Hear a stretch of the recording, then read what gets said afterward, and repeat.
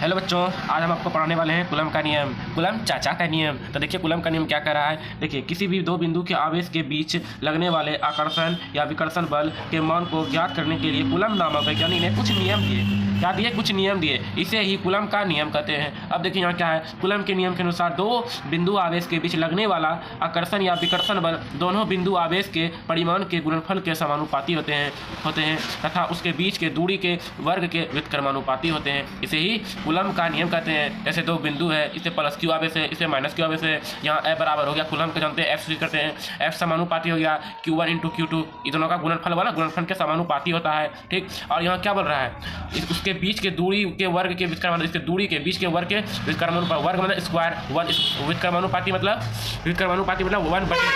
1 बटे में हो जाता है। ठीक ना।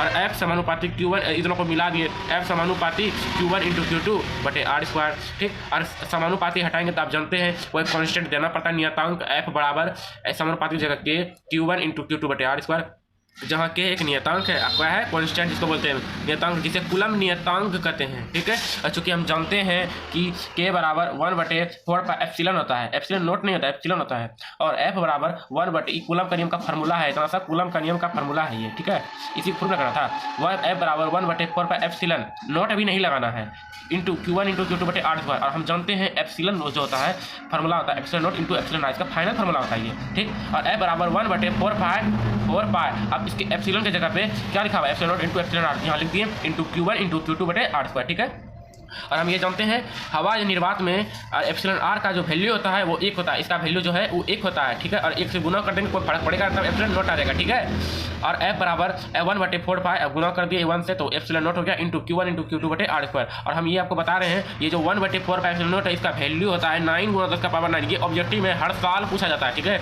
और ये संभावना है कूलम का नियम पिछले साल नहीं पूछा गया था, इस साल संभावना है पूछने का। ठीक है, 2024 में 450 प्लस पार करना है, तो यही उपाय है, इसको याद कर लीजिए, रट लीजिए। ठीक है, बाय।